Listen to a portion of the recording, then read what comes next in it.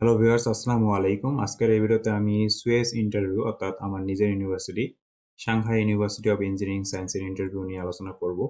কয়েকদিন থেকে আমার ইউটিউবের ভিডিওগুলোতে দেখতেছি যে আপনারা আমার ইউনিভার্সিটি ইন্টারভিউ সম্পর্কে জানতে চাচ্ছেন যে সুয়েসে কিভাবে ইন্টারভিউ নেওয়া হয়।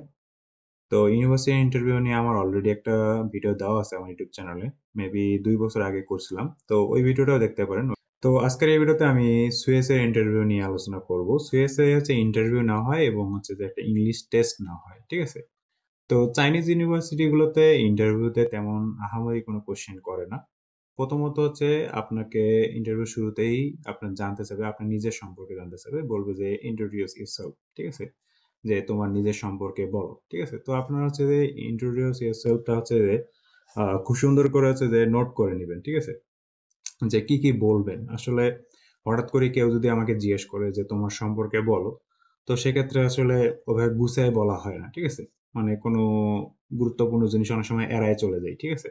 বা হয়তো মনে থাকে না। ঠিক আছে? তো আপনারা আগে থেকেই পয়েন্ট আউট করে নেবেন যে কি কি বলবেন নিজের সম্পর্কে, হ্যাঁ, নিজের ফ্যামিলি সম্পর্কে বা কোন কোন বিষয়ে ইন্টারেস্টেড আছেন। ঠিক আছে?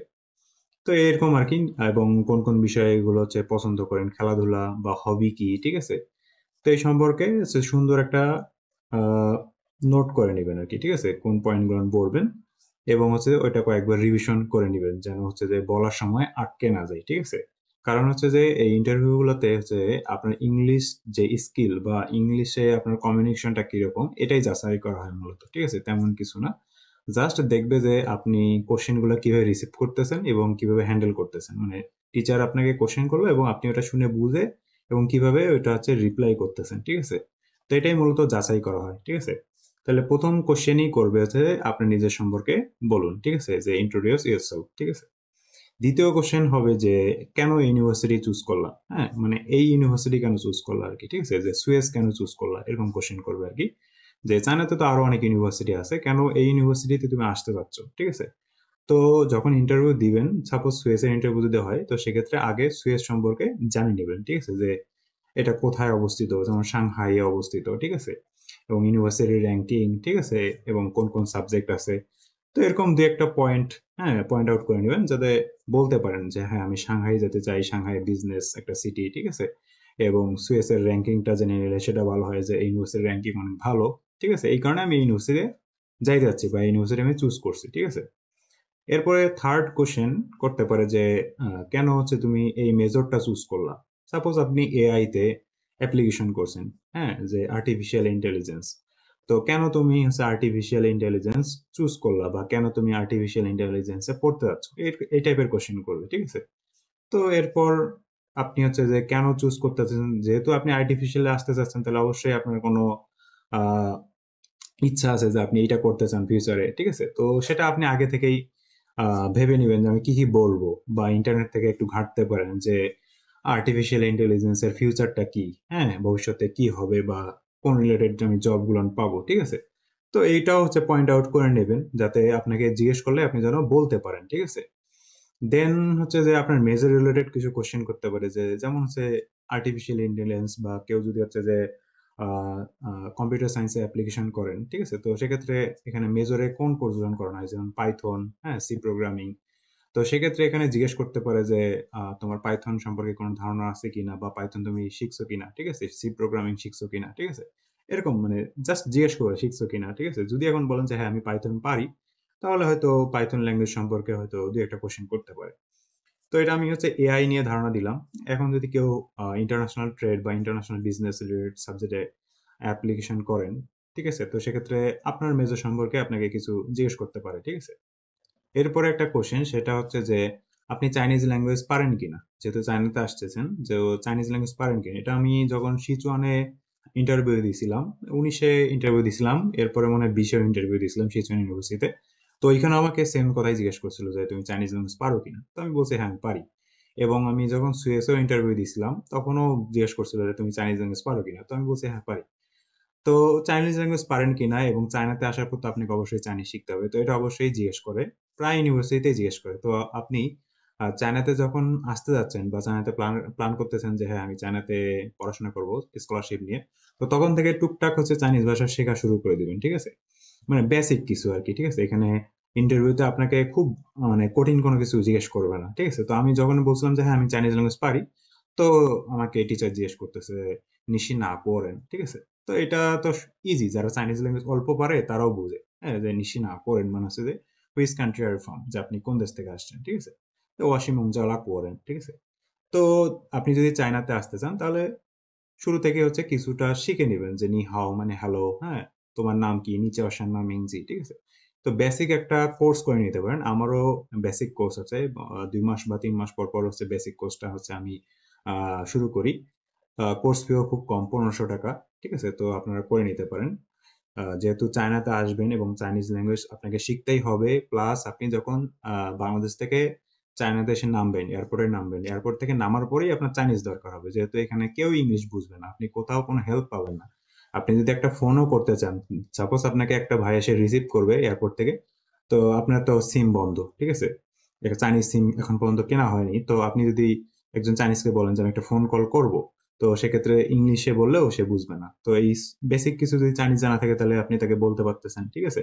কারণ আপনার ফোন যদি অফ হয়ে থাকে, ফোন অফ বলতে হচ্ছে সিম অফ থাকবে, তখন আপনি ট্রান্সলেটর ইউজ করতে পারবেন না, হ্যাঁ, গুগল ট্রান্সলেটর ইউজ করতে পারবেন না। তো আপনি যদি কিছুটা চাইনিজ পারেন তাহলে ফোন দিতে পারবেন, অথবা আপনাকে যদি কেউ নাও নিয়ে আসে, আপনি ট্যাক্সিওয়ালাকে বলতে পারবেন যে আমি ওই জায়গায় যেতে চাই, হ্যাঁ।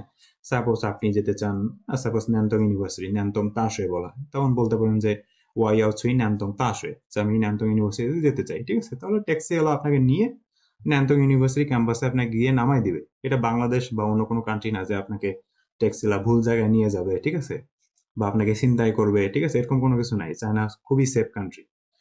তো এই জন্য হচ্ছে যে বেসিক চাইনিজটা শিখে আসা দরকার, হ্যাঁ। এবং আপনি চায়নাতে যখন অ্যাডমিশন হয়ে যাবে, ঠিক আছে, অ্যাডমিশন হওয়ার পরও 2-3 মাস সময় থাকে, তো 2 মাস মোটামুটি সময় লাগে এসএসকে 1 লেভেল 1 শেষ করতে, ঠিক আছে, বেসিকটা শিখতে। তো আপনি বেসিকটা শিখে আসলে চায়নাতে আপনার খুবই উপকার হবে। চায়নাতে আসার পর আপনি দোকানে যাবেন, কিছু কেনাকাটা করবেন, ঠিক আছে। আপনার এখানে আসার পরে বেডিং, তারপরে হচ্ছে আপনার যদি রান্না বান্না করেন তাহলে আপনাকে প্রতিদিন হচ্ছে বাজার করতে হবে, ঠিক আছে। তো এখানে যেহেতু বাজারে তো আরো চাইনিজ পারে না ওরা, কারণ তো ওরা তো দোকানদার, ওরা তো আরো চাইনিজ পারে না। তো তখন আপনার অনেক হেল্প হবে, ঠিক আছে।